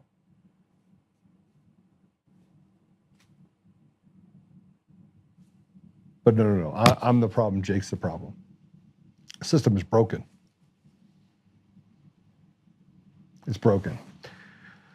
Now, Sean Strickland. I'm going to say this because I said it the other day. Sean Strickland said that he was banned from the White House because he criticized Netanyahu. I went back and watched a bunch of videos. Sean Strickland didn't just criticize, Netanyahu. He criticized President Trump and made up stuff. He went as far as to get back on the radical left side of, that President Trump somewhere along the line is a deviant. He's not. President Trump has always dated beautiful women, but they were always women. They were always of age. He's always done things under the radar. He's never done anything. He admits his mistakes when he was talking about the five in the park in New York that raped that woman, and he got it wrong. He said he got it wrong. I mean, the guy's just taking responsibility for everything. He's like, yeah, maybe I shouldn't say that. Maybe I shouldn't do that, but I'm going to. That's President Trump.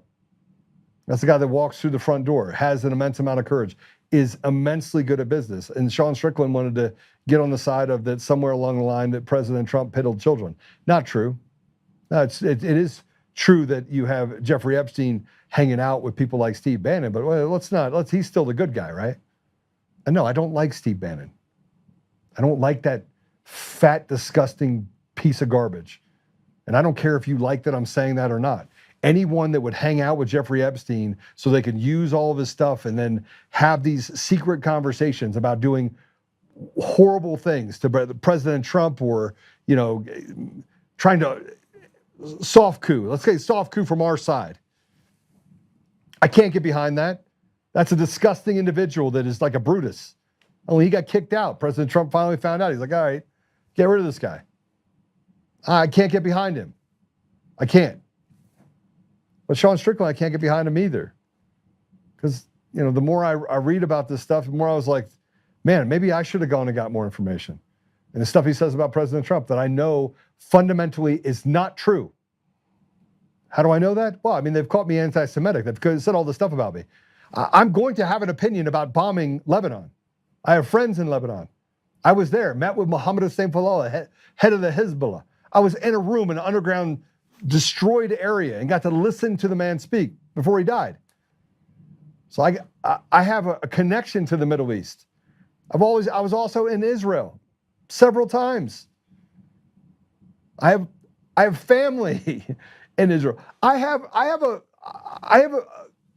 I'm in conflict with the idea that if I don't stand for humanity, I got to pick a side. But I'm not going to say that going into Lebanon and bombing out churches and doing really horrible things, that's somewhere along the line, that's justification because we're in Iran. Oh, but while we're there, let's just go bomb the hell out of it and destroy another country just because we said so.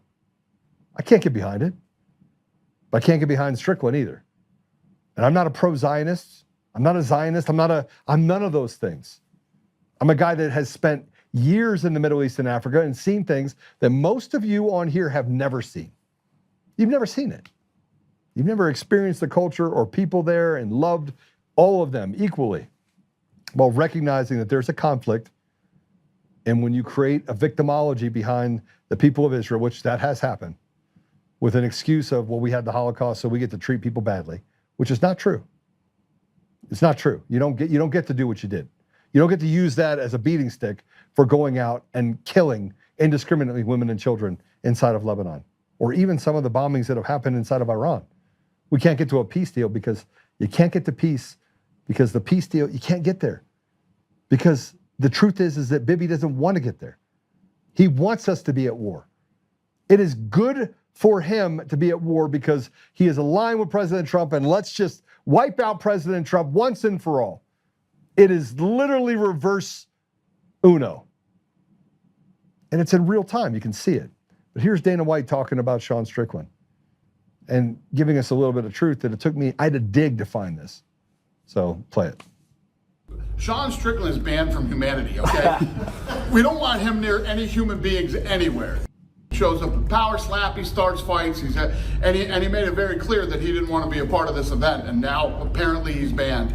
Nobody is banned, nobody's music is banned, no media members have been banned. This is obviously a very unique event where, first of all, there's only so much room.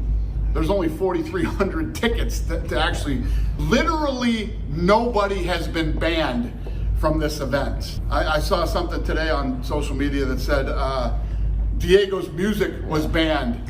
That's the song he's walking out to. All right, there you have it. And if you want to know a person that cares less about something than me, it's probably Dana White. He could care less. He could care less. He could absolutely care less about any of it. Here's what I'm telling you.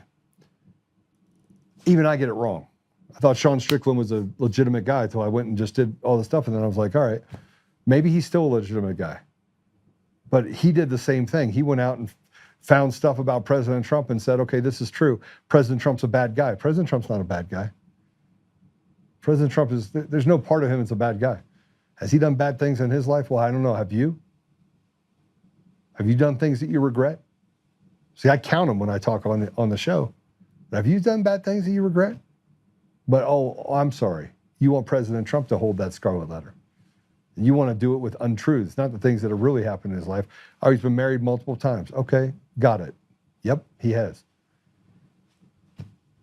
He was a playboy. Yep, sure was. He said, I'm going to grab him, that they'll let anybody of influence just grab him by the, you know what. It's true. It's true. He didn't say anything that was untrue, but they turned it into this pink hat wearing victimology where they created a narrative that wasn't true. Everywhere you turn around, it's the narrative that's not true. And you know that those are the most powerful voices. So I'm going to give you a little bit of advice. They can say what they want about me. They've said it. I did a whole video over this guy, Elliot, who runs a jiu-jitsu gym in Castle Rock, who we helped do some work for, that I donated $20,000 to his basketball camp. And the check, he said I just called a check or texted a check on it because I didn't know if he got the check at one of his at that gym. And we talked a little about this yesterday. And I got a call Monday, and he starts it out with, "Look, I'm going to keep this short. You're an anti-Semitic piece of shit." Man, I got to tell you something. It would have had to have been a phone call. It would have had to have been a phone call. And then, but I was gracious until after I got off the call. I sent him a bunch of text messages, and he said he was going to rip up the check that when he gets the check for the $5,000. But he used the same tropes that they put out there in order to come after me for being anti-Semitic. A guy that is very thoughtful, thinks things through, does believe that the synagogue of Satan are evil, faithless, godless people that say that they're Jewish, that hide behind the Jewish people. I believe that is true. And it's in the Bible, Revelations 2:9, Revelations 3:9. And if you're a Christian and you run away from one part of the Bible because you're afraid of it, because it might just offend someone that then is going to call you an anti-Semite, then one, you're not a Christian, and two, you're not a truth seeker, and you're not an ethical person. Period. There is no second part of this. By the way, if you don't like the way I pronounce words, also don't give a shit. Okay? I don't care. So I'm going to address that too. I got text messages from someone. Sorry, I don't want to hear it. Right? You think you want to take shots at me for the fact that I didn't say a word correctly? I don't care. I don't care what you think about what I do and don't say when it comes to words. I'm from the East Coast, goes to the West Coast, and I promise you'll have a difference across the board.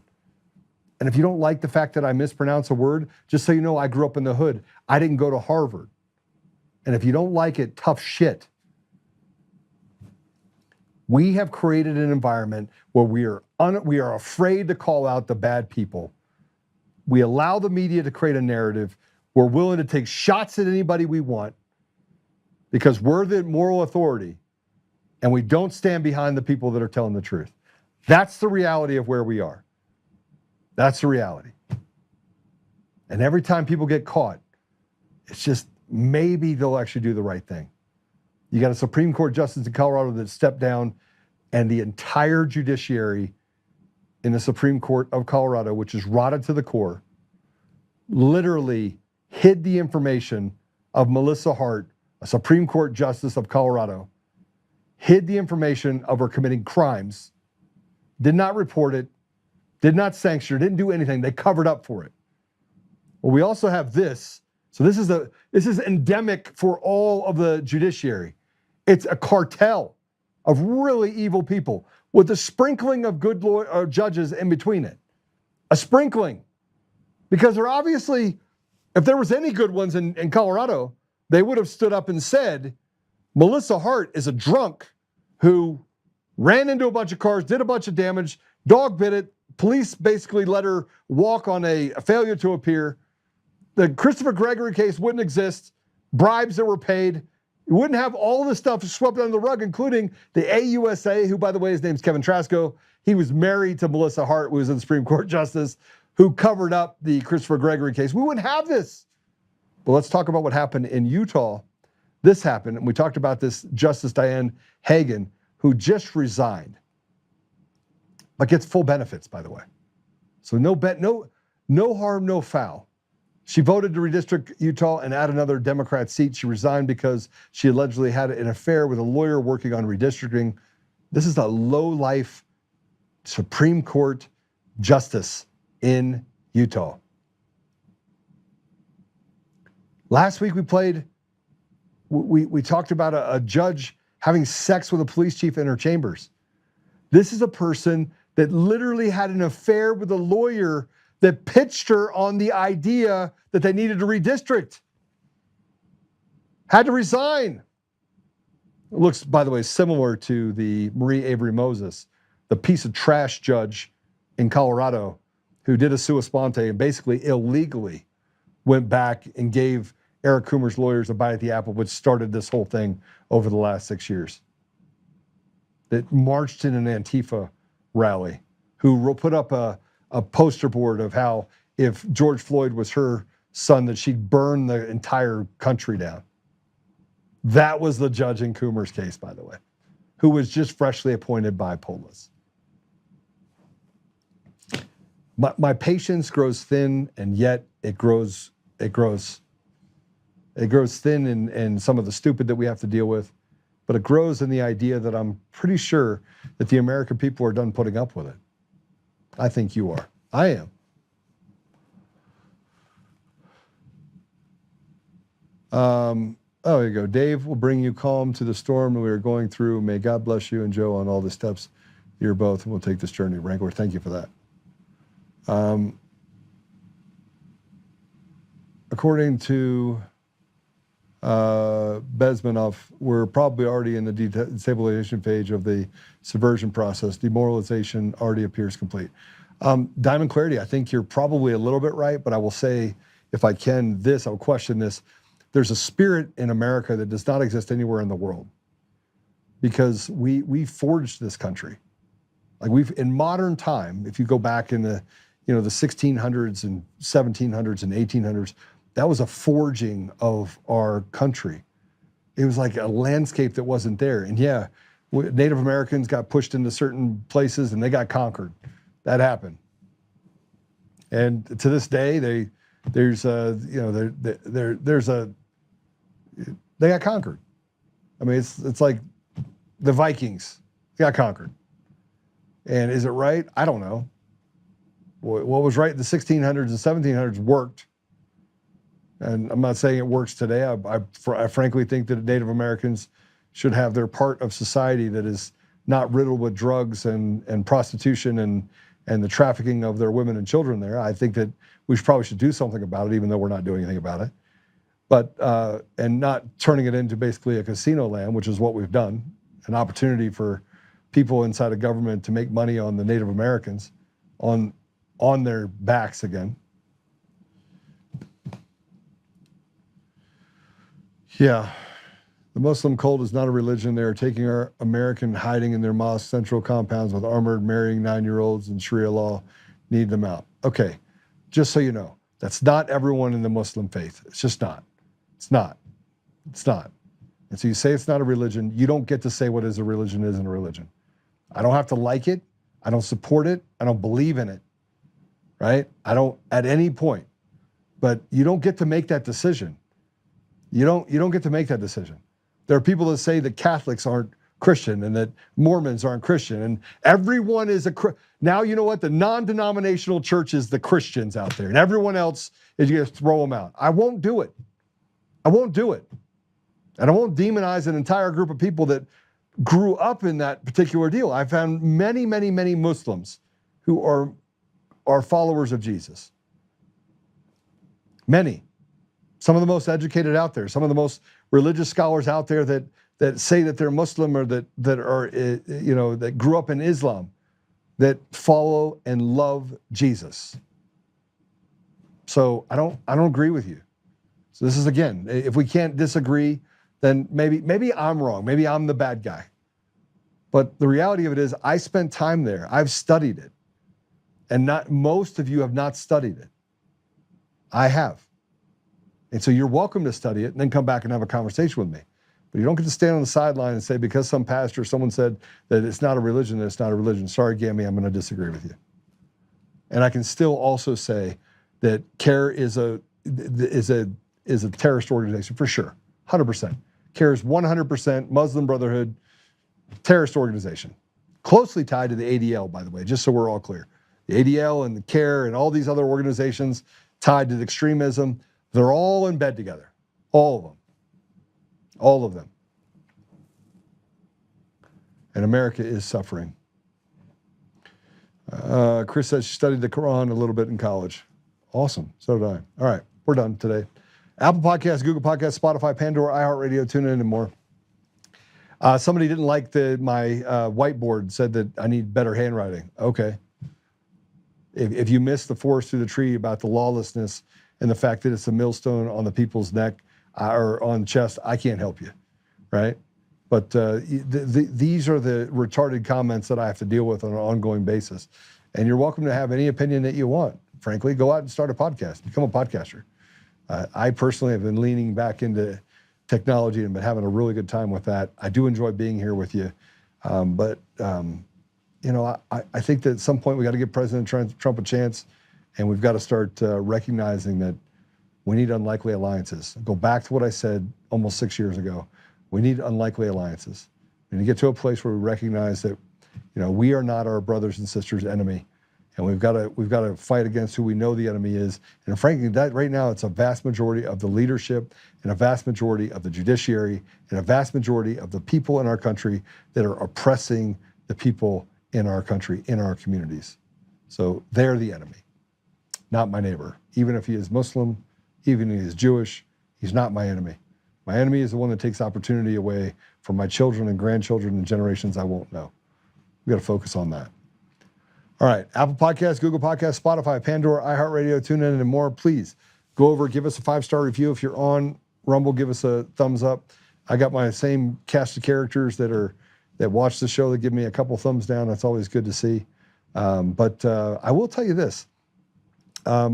There's in America, it's a fest coming up on, I think, the 26th, 27th in Colorado. Heidi Ganahl and Rocky Mountain Voice is putting it on. Tina is going to be speaking at it. I would recommend it to you. To if you get a chance to come out to Colorado, I will be there. And 27, 28, excuse me. I'll be doing some advertising for it as well.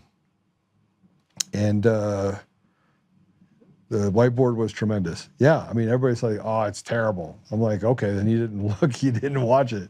Because it was spot on. I don't even know how I get any further spot on. And yeah, my handwriting is terrible. My brain works that way, I guess. Great show, Joe. America First. Absolutely first choice, 2016. Keep doing what you're doing. We all work in it together. Nessel said, FYI, Michigan Court of Appeals panel has dismissed felony kidnapping, terrorism, and firearm charge convictions against the man accused of aiding the 2020 plot to kidnap Governor Gretchen Whitmer. Nessel said she will take the case of the Michigan Supreme Court. Oh, good. They dismissed it.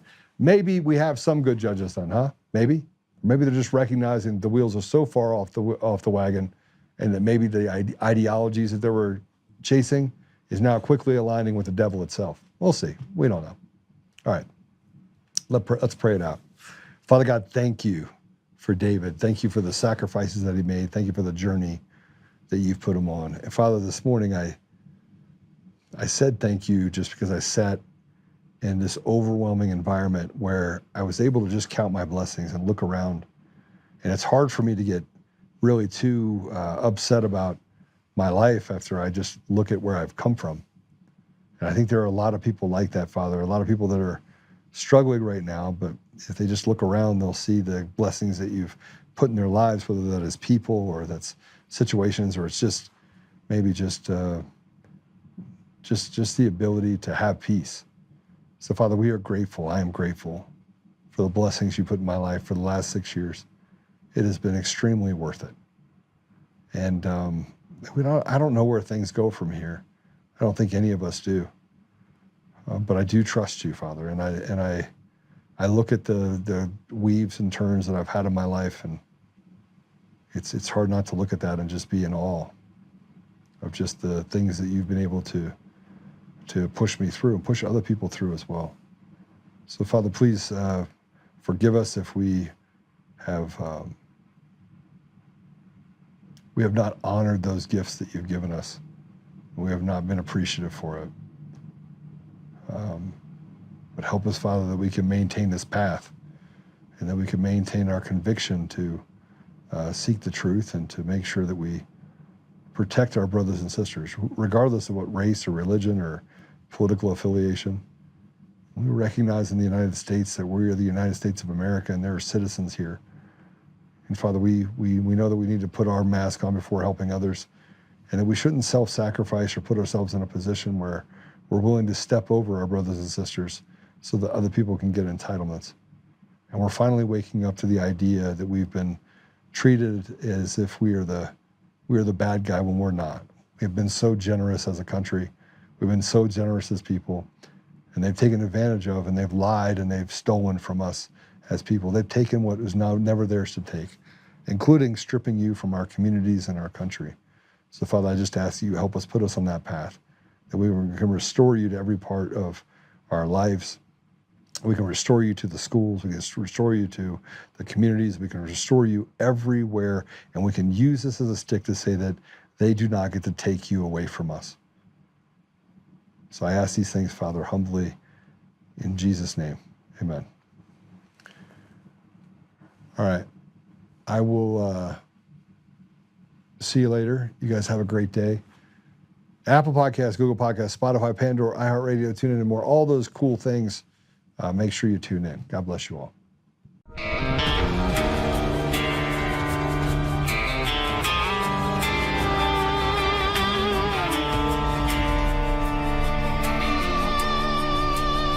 Rise up untamed in the heart of the fire where the wild ones roam. Joe Oltmann's calling, bringing truth back home. From conservative daily to this untamed fire, we shatter the silence, lifting spirits higher. No chains can hold us, no lies can prevail.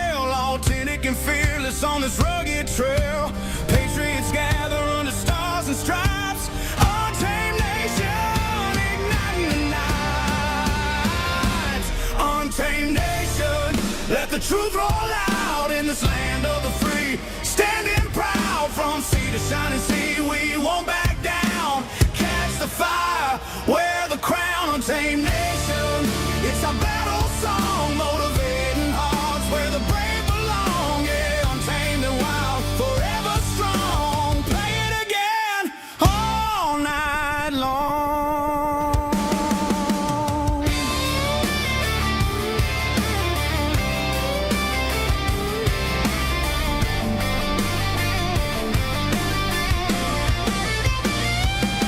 Break the mold, chase the real, no more games, time to heal. Joe's voice leads the untamed crew. Truth matters through and through. Untamed nation, let the truth roll out in this land of the free. Standing proud from sea to shining sea, we won't back down. Catch the fire, wear the crown. Untamed nation, it's our battle song, motivating hearts where the brave belong. Yeah, untamed and wild, forever